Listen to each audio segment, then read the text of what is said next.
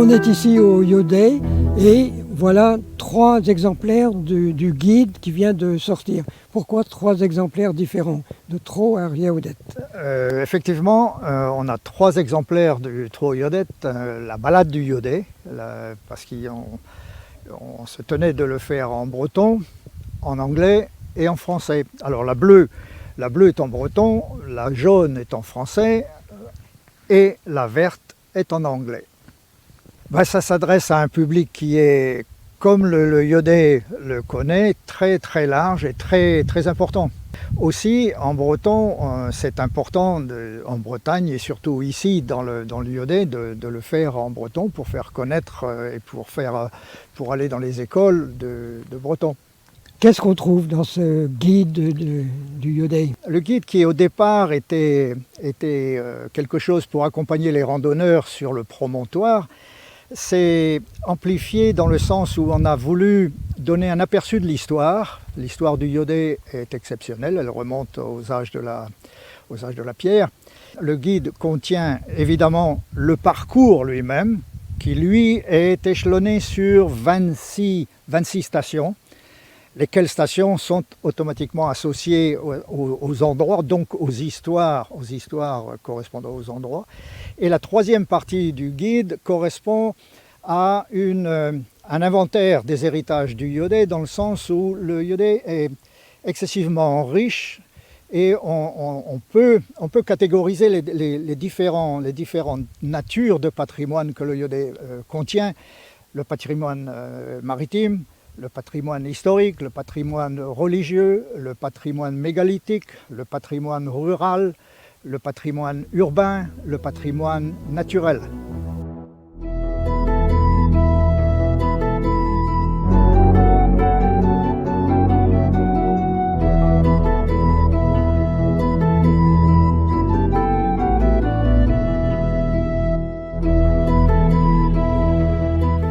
Quand on pense au Yodet, on pense aux murs romains, on pense aussi à la Vierge couchée dans la chapelle.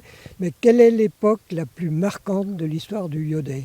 Alors l'histoire du Yodet est très longue et ce qui est effectivement surtout connu, c'est l'époque romaine et c'est l'époque chrétienne. Ce qui est méconnu et qu'il est intéressant d'approfondir, c'est tout ce qui se passe avant les Romains. On est dans un pays où l'accent est mis sur le gallo-romain. Ici, la préhistoire est importante et le Yodet, qui est né de la confluence de la mer et d'une rivière pour pénétrer vers l'intérieur, est devenu un port important à la protohistoire. Ça a commencé à l'âge de bronze et à l'âge de fer, qui est probablement où se situe l'apogée du Yodet. Le Yodet est un port sécurisé et un des rares ports où le commerce va se faire pour approvisionner en matières premières le système méditerranéen. On est dans un système atlantique ici. Et c'est probablement la raison pour laquelle on a cette légende de Pythéas qui aurait posé son gnomon ici quand il est allé vers l'exploration de l'Atlantique du Nord-Est pour savoir exactement d'où venaient ces matières premières qui alimentaient la Méditerranée. Donc une époque très importante, mais une époque lointaine.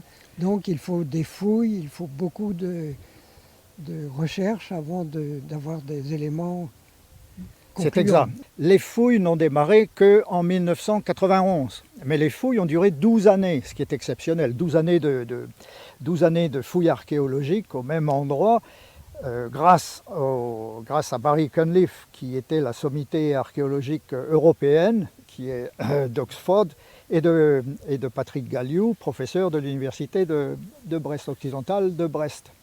Et donc le résultat de ces fouilles est impressionnant. Ils ont confirmé effectivement ce potentiel et ils ont surtout ouvert et éclairé toute cette période qui correspond à l'âge de bronze et à l'âge de fer, qui correspond à une préhistoire qui est méconnue en Bretagne parce que le gallo-romain va absorber toutes les connaissances et tous les écrits, toute la documentation. Ici, au Yodet, on est un cas typique de l'histoire importante avant les gallo-romains. Donc un habitat sur plusieurs millénaires. Absolument, absolument. il y a donc Barry Cunliffe et Patrick Galliou, d'après les découvertes et la documentation qu'ils ont sorti, le dernier volume étant sorti en 2007, ont confirmé cette occupation humaine depuis la sédentarisation des gens. Et on est dans un endroit, il ne faut pas oublier qu'on est dans un endroit en Armorique, qui est considéré internationalement comme le berceau du mégalithisme. Et on est ici au Yodet, à une vingtaine de kilomètres de Barnénès, qui est un des plus grands et des plus anciens cairns. Donc véritablement, il faut dépasser le romain qui est réputé, qui a l'image du Yodet. Il faut dépasser le romain pour aller bien en avant. Et Jean-Jacques Monnier le dit dans le documentaire qu'il a tourné en 2016 et qu'il a présenté d'ailleurs à la Chapelle ici en 2017 avec Olivier Caillebotte. Il le dit clairement, son titre « 8000 ans d'histoire au Yodet » est dans ce sens de faire connaître ce qui est méconnu, c'est-à-dire les époques avant les Romains. Donc ce guide va permettre aux gens de découvrir le Yodet à travers toutes ces époques, avec beaucoup de références, beaucoup d'indications. Je pense que ce guide est fait, et il est conçu du moins, on verra quel est le résultat ou quels sont les commentaires qui vont arriver. Il est conçu pour être récréatif, parce que c'est une randonnée qui est splendide, qui passe par 2 vallées, qui passe par des moulins, qui passe par des parcelles, et éducatif. Et d'autant plus éducatif, je dirais qu'il éclaire vraiment vers les époques préhistoriques, et il éclaire aussi sur la chapelle, sur l'origine de la Vierge couchée, qui est un autre élément patrimonial essentiel du Yodet.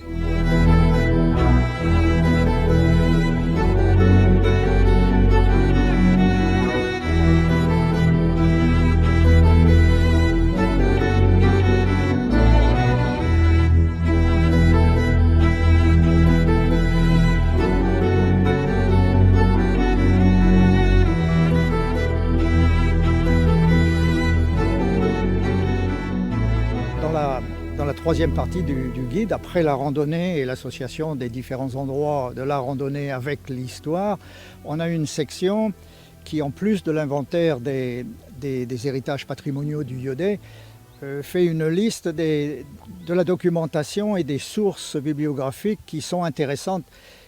Le guide, au-delà de la randonnée et du rappel de l'histoire du Yodet, ouvre des portes vers des voies qui sont et spécialement aujourd'hui, au moment des découvertes archéologiques importantes qui redéfinissent les scénarios et les thèses des origines celtes, c'est intéressant de voir la documentation qui est faite par Barry Cunliffe, John Cock ou Mario Alinei. Sans compter évidemment le documentaire qui a été fait par Jean-Jacques Monnier et Olivier Caillebotte. On a là un guide qui est au carrefour de la recherche archéologique la plus récente. Absolument, absolument. C'est du moins une ouverture vers les documents qui aujourd'hui, qui sont très récents d'ailleurs, et qui réunissent les équipes aussi bien des archéologues que des linguistes et que des archéogénéticiens. C'est intéressant.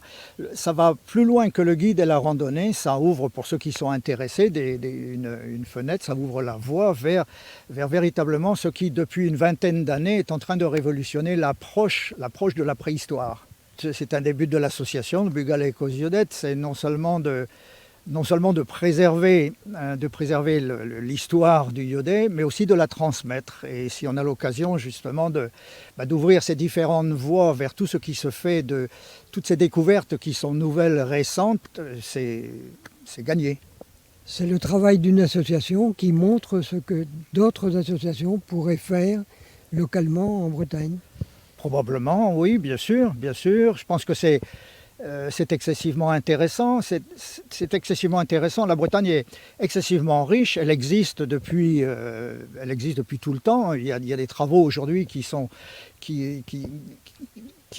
basés sur la continuité du paléolithique et du néolithique. On est dans le mégalithisme et après on est dans le bronze et le fer. Pour le Yodet, c'est exaltant, c'est un domaine qui est nouveau et exaltant.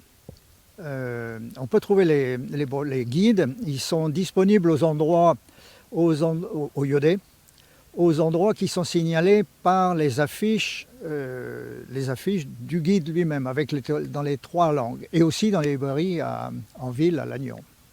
Le guide est édité par Bugalecos Iodet, l'association, créée en 2015, et bien entendu le bénéfice et les recettes vont à l'association qui œuvre pour la préservation et la mise en valeur de cette richesse historique et unique que représente le Iodet.